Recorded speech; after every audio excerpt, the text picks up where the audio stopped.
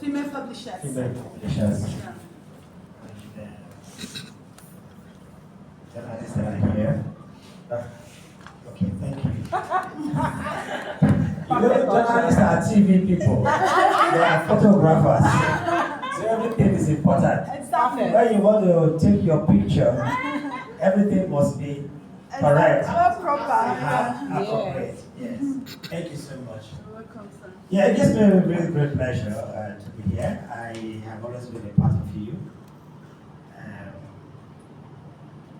Today is a special day. I think you worked hard for today. Let me quickly say something to you. There's no fuel in town. Okay? There's no fuel in town. And there are a number of issues and challenges that seems to want to mitigate against people being here at the right time. Okay? But they don't come. Okay? So, but it's good to start while we wait for them. We just keep going. When they come, they actually join us. Alright, having said that, let me say I'm honored, to be a part of you, and especially to be given this opportunity to give one or two talks.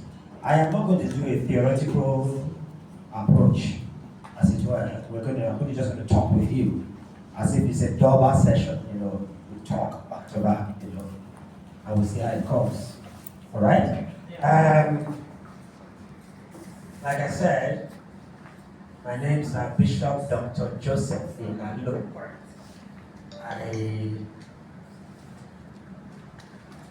I will make an indulgence to accept a particular statement I'm going to make.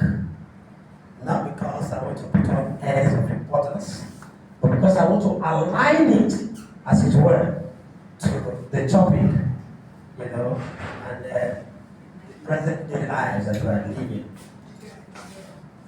I will call myself an achiever. I have made so many firsts in so many areas of endeavor in life. I'm a journalist, right? How many of us went through NHA here? What? Who went through NHA here? Nobody. We're not going NHA. Okay. After taking a degree in sociology, I came back to NIJ and I took another certificate there. I went back into public relations. I left. I went back again. I was excelling in all of them. I went back into broadcasting. Then I worked with NTA. Okay, it's been from one to another. I moved away from there. I moved into real estate, and I've excelled seriously in real estate. I moved away from there. I keep moving from one to another. And by the grace of God, I am excelling. Alright? The reason I'm trying this is very simple. How do you unlock your potentials? How do you unlock your potentials? Vis-a-vis the varied opportunities that you have. Simple. How do you do it? To unlock means that something is dormant somewhere that is not being released. Every human being that God has brought to this earth, God gave capacities, potentials. It is your duty to find out your areas of calling. I took my time to begin to find out whatever influences you, whatever wears substance of something in you that creates passion is a clue to your calling. Hello? Hi. When you are given potentials, capacity by God, it's expected that you should use that for your own personal gain as well as the gain of another person. and then eventually the gain of the community wherein you operate. Hitherto,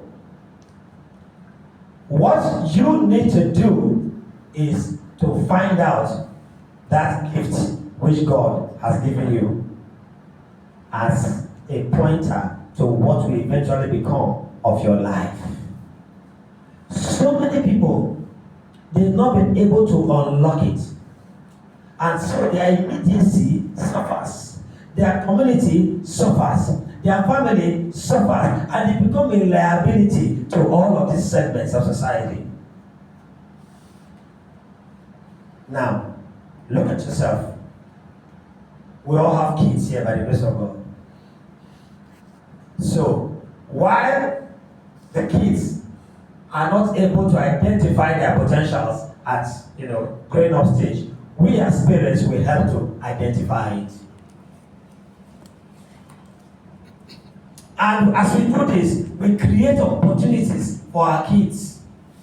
For instance, my grandchildren, I said, look, you guys can't be at home.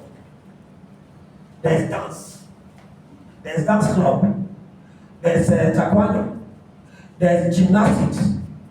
You will eventually, everybody from one to the other. Right?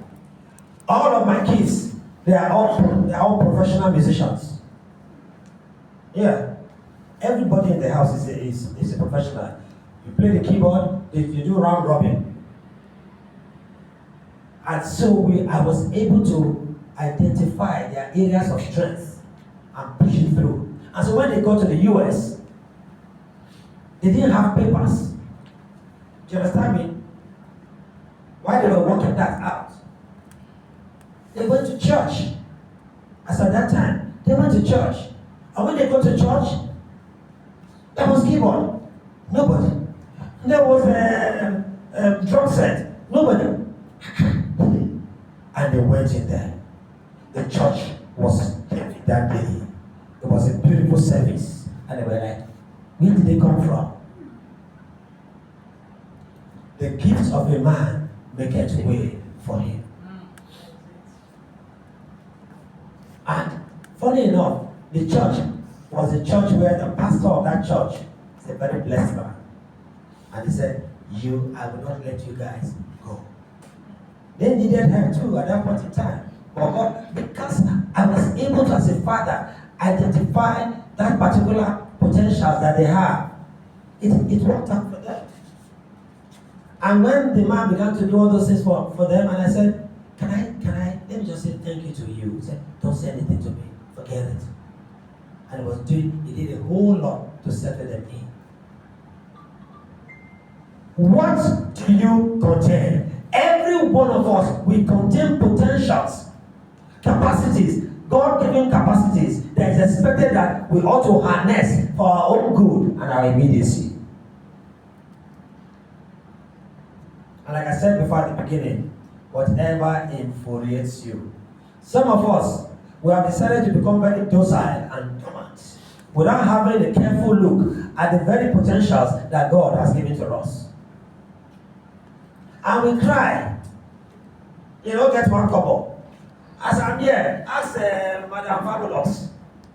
Ask my sister there, Florence. As I dey here, I still dey trade. With a bevy. Now they do, I don't know, when I know the record. When they come talk, say, Okay, we'll stop. say,